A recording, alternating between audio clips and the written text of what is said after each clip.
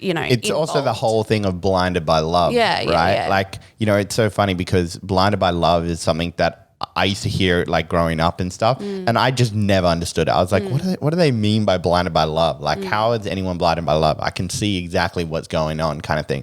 And then I went through my own relationship breakup and everything like that, and then that was just horrendous.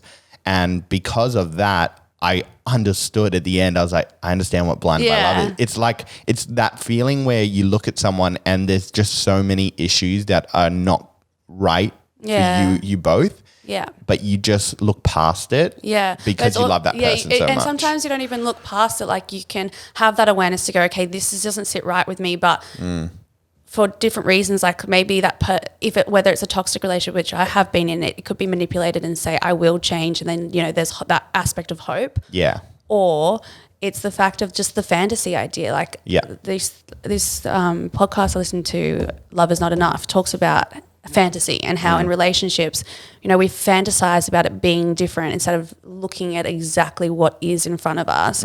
And change is hard. And if someone wants to change, I believe we can change and grow, but it takes a lot of work.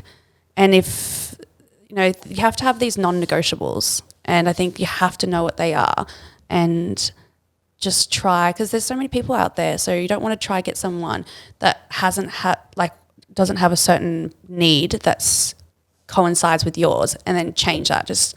And you shouldn't, and you should never want to change anyone anyways, because who's to say that my opinion is right and my way of living is right. And I feel like you just shouldn't be trying to change someone. No. Because otherwise they're doing it for the wrong reasons. If they're changing, they're changing for you. Like, that's just not always the best thing. They should be changing for themselves. Like, there's different things. Like, I mean, if it's little things, like changing little habits, like, you know what, they don't normally put the dishes away, but because the other partner gets a little bit bugged off that they just don't put it in the dishwasher after they finish, well, that's a little change that they can alter and make a change on. But like lifestyle things such as, maybe naturally they're just not, I don't know, like a real gym junkie. They're not really into going to the gym.